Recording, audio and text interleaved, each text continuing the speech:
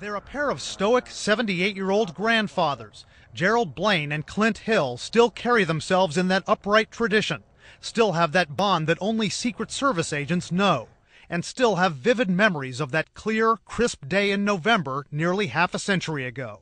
We couldn't help it. We felt like we failed. We all had the same mission, and it was a terrible feeling.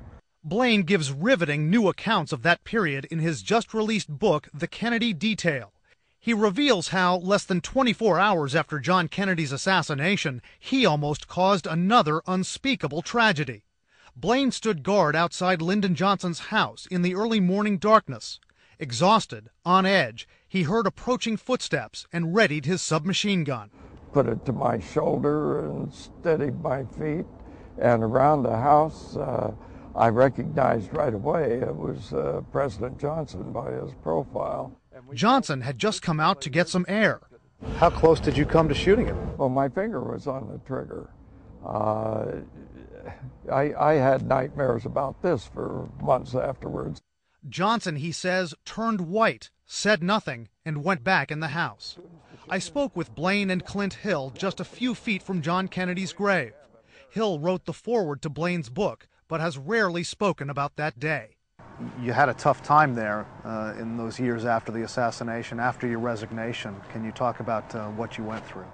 You know, I had suffering from nightmares, and it seemed like every time I turned around there was something that reminded me of what had happened.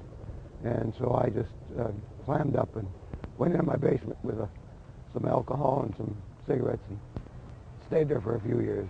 Clint Hill was the first Secret Service agent to get to Kennedy's car in Dallas. He broke into a sprint after the initial shot was fired. He says if he could relive those moments, if he could jump on the back maybe 2 seconds earlier.